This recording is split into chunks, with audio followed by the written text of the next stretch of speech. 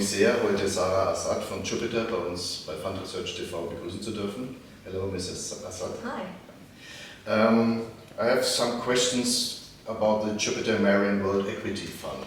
First, how does the fund use systematic approach to find good stocks in a different market conditions?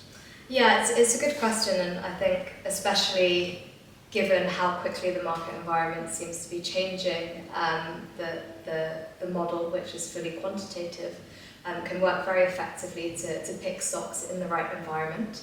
And the way it does it is by dynamically tilting the portfolio to different styles that are working well at different times. For example, if it's a very growth-driven environment, we'll see that the model will tilt the portfolio more towards those styles of investing, and if it's maybe a more momentum-based environment, then you'll see the model place more emphasis on the momentum aspect of those stocks. So by dynamically tilting the portfolio over time, we find that we've been able to navigate different market environments pretty effectively. Mm-hmm. And what are the 5 main criteria to find stocks? Yeah, another good question. So the model broadly looks at 5 criteria upon which we have a number of underlying signals that feeds into each criteria. But broadly speaking, we're looking at aspects of valuation. Within valuation, we have a quality and a value aspect. And the model is also looking at sustainable growth and company management. So these 3 make up our more fundamentally driven criteria. And then the model also looks at sentiment, so how are investors perceiving these businesses, and price action being your technical indicators. So overall, a number of criteria that lead to quite a holistic view of each stock. Mm-hmm.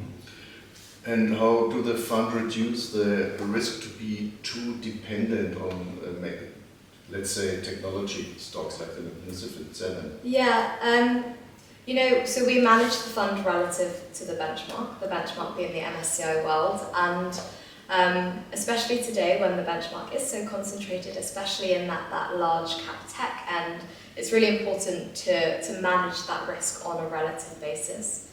For the portfolio with respect to the Magnificent Seven names, we have seen that, over the past year and a bit, that we have been underweight to the Magnificent Seven names.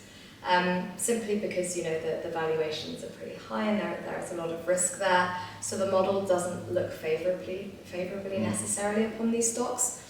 So we were underweight to them, but still we do have that absolute exposure on an absolute basis. And what does a fund make different to other funds in fact of ESG? Yeah, ESG is an element that the fund looks at when it analyzes each stock. So when we look at ESG specifically, we're trying to see an improvement in ESG over time in a company. So is it going from poor ESG to good ESG? Well, that's a positive indicator, and that could be potentially alpha generative. So we favor these stocks favorably when we see that positive direction with respect to ESG credentials. ESG, unlike in a sustainable fund, I suppose ESG is just one small element of the overall approach, but it is certainly one element for sure. Last question, could you tell our audience about the return of the fund in the years? Yeah, so the return of the fund has been very good, which is good news. Beating the benchmark by 200 to 300 basis points every year, which compounds really nicely over time to deliver clients with some quite compelling returns over the long term. Thanks a lot for coming here and give some impressions of the fund. Thanks a lot. Thank you. Thanks.